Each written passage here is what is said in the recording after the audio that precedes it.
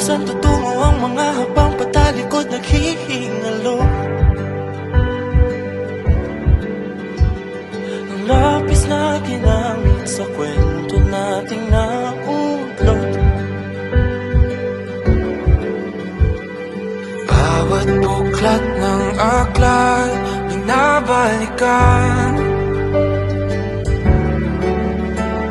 mga liham na ang laman, ligayang dala, ikaw lang ang may akda. Sa lahat ng pahinang sinulat ng tadhana, ikaw at ikaw pa rin. Ang yugtong paulit-ulit kong babalik-balikan. Sigaw ay ikaw pa rin. Patuloy kong panghawakan ang iyong mga salitang hindi na nakikita sa tingin ng iyong mga mata. Ngunit kung sarado na ang puso sa nadarama, pwede bang isipin mo kung bakit tayo nagsimula? Ating katotohanan ay naging isang nobelang winagisan ng pagdududang di na nalabanan. Nais na maramdaman muli kung paano isulat ang pangalan mo. Ngunit bawat letra'y mahirap nang iguhit, dahil binubuo nila ang iyong mga pangako. Sa lahat ng pahinang sinulat ng tadhana, ikaw ikaw pa rin.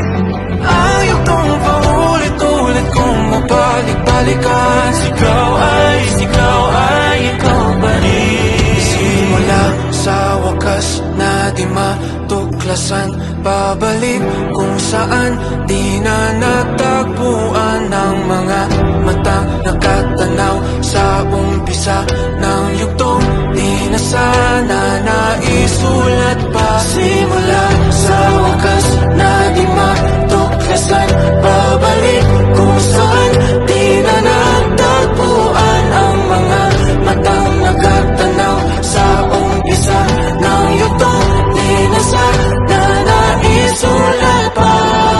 Sa lahat ng pahinang sinulat ng tadhana, ikaw pa rin. Alis ka? Bakit parang wala kang balak sabihin sa akin? Kailan mo balak sabihin sa akin? Hindi ko alam po paano.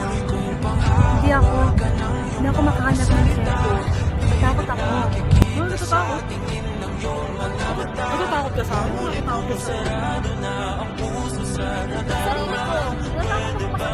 Natatakot ako masayang lahat ng meron tayo. Mas masakit na tinago mo sa akin.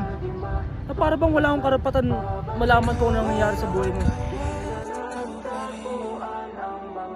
Matang nakatanaw sa umpisa ng yugtong. Sigaw